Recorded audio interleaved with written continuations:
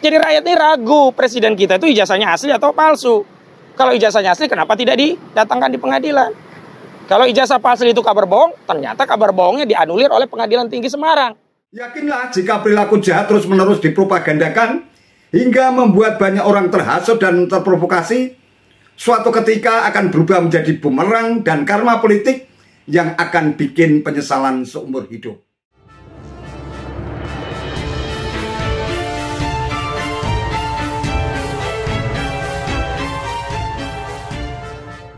Assalamualaikum warahmatullahi wabarakatuh. Salam sejahtera untuk kita semua, salam budaya.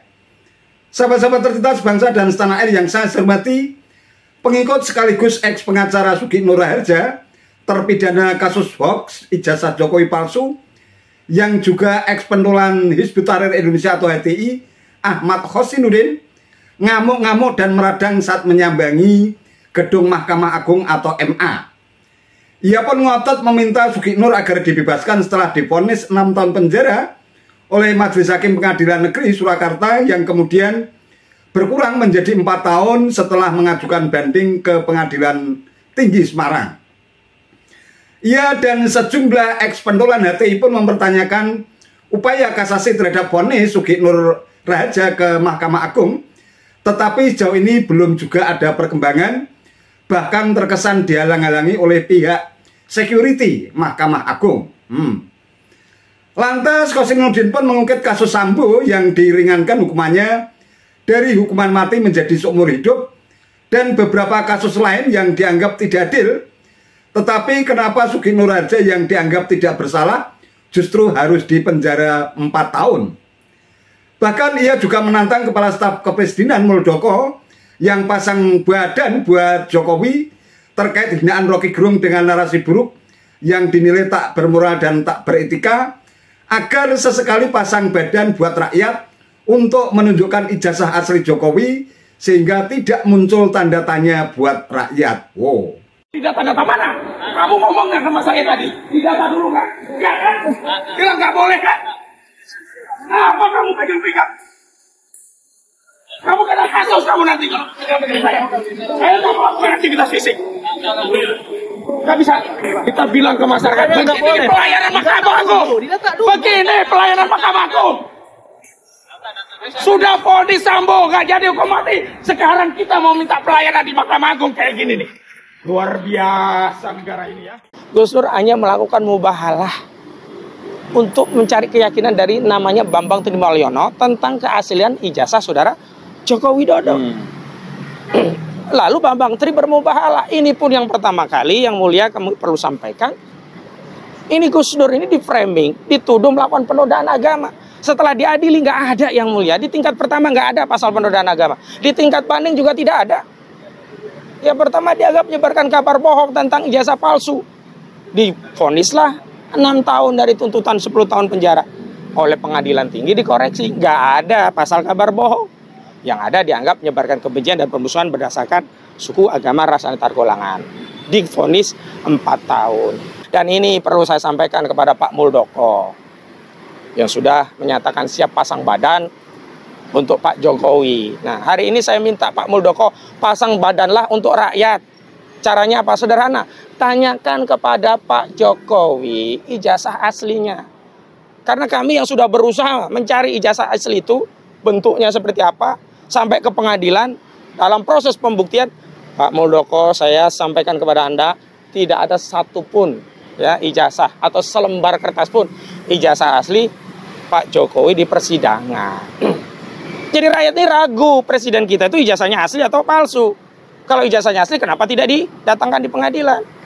Kalau ijazah palsu itu kabar bohong, ternyata kabar bohongnya dianulir oleh Pengadilan Tinggi Semarang. Jadi kami butuh ada yang pasang badan. Kalau ada yang mau pasang badan, dan Pak Muldoko juga siap pasang badan, tolong Pak Mul, pasang badanlah untuk rakyat. Tanyakan keaslian ijazah ke Pak Jokowi dan sampaikan itu kepada publik.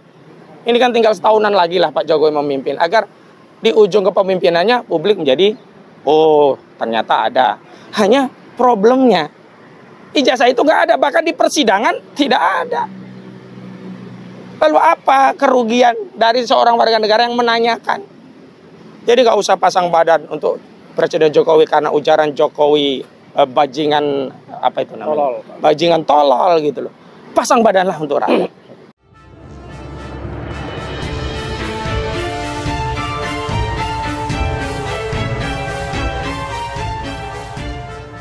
Sahabat-sahabat tercinta sebangsa dan setanah air yang saya hormati, begitulah tabiat seorang pembenci, tukang bikin gaduh dan suka cari gara-gara. Seharusnya dia bersyukur upaya bandingnya terhadap vonis Sugiknur yang telah dikabulkan oleh Majelis Banding Pengadilan Tinggi Semarang dari 6 tahun penjara menjadi 4 tahun. Lah kok sekarang masih maksa untuk dibebaskan? Yang keblinger dan tak masuk akal, dia malah memaksa minta ijazah asli Jokowi ditunjukkan pada publik. Apa hak dia? Mengatasnamakan rakyat pula. Kasus dugaan ijazah Jokowi palsu yang terus digelontorkan Bambang Trimulyono, yang kemudian diperkuat melalui Sumpah Mubalah Sugiknur, itu kan sangat jelas konteksnya. Mereka yang menuduh seharusnya mereka pula yang memiliki beban pembuktian untuk menunjukkan ijazah palsu Jokowi di pengadilan. Lagian, orang yang menuduh sesuatu itu palsu seharusnya dia mengetahui terlebih dahulu wujud dan ciri-cirinya yang asli, sehingga bisa membandingkan mana yang asli dan mana yang palsu, lengkap dengan karakteristik dan ciri-cirinya. Ijazah aslinya saja belum pernah lihat, lantas menuduh ijazah Jokowi palsu. Itu kan sangat koplak dan keblinger. Sekarang coba simak baik-baik testimoni dan kesaksian ex-komisioner KPU Juri Ardiantoro yang ikut menjadi pelaku atas proses validasi keabsahan berkas-berkas Jokowi termasuk ijazah, baik saat mengikuti kontestasi Pilkada DKI Jakarta maupun kontestasi Pilpres berikut ini. Saya pernah jadi ketua KPU DKI, di mana tahun 2012 saya turut menerima langsung berkas pendaftaran calon gubernur DKI Jakarta. Salah satunya adalah Pak Jokowi. Saya juga turut menerima berkas pendaftaran calon presiden di tahun 2014 sebagai komisioner KPU Pusat. Jadi dari dua peristiwa itu saya ini saksi pelaku bahwa setelah memeriksa dokumen pencalonan, bahkan sampai verifikasi lapangan, termasuk membuka akses bagi publik untuk mereka menyampaikan komplain, sanggahan atau masukan terhadap seluruh dokumen pencalonan calon presiden. Dan dari seluruh proses itu, KPU memutuskan tanpa keraguan bahwa seluruh dokumen yang diajukan calon presiden, termasuk calon presiden Jokowi, memenuhi syarat atau asli. Sebetulnya terhadap tuduhan Bambang Trimulyono dan pihak-pihak lain yang turut mengamplifikasi bahwa mereka menuduh ijazah Pak Jokowi itu palsu atau tidak asli, itu sebetulnya bukan soal ijazah. Mereka hanya ingin membuat kacauan saja. Mereka ingin membuat Indonesia itu gaduh. Jadi Bambang Tri dan kawan-kawan sebetulnya tidak ingin Indonesia tenang. Apa saja dipersoalkan termasuk ijazah Pak Jokowi yang sudah jelas-jelas terverifikasi dari seluruh pihak itu adalah asli.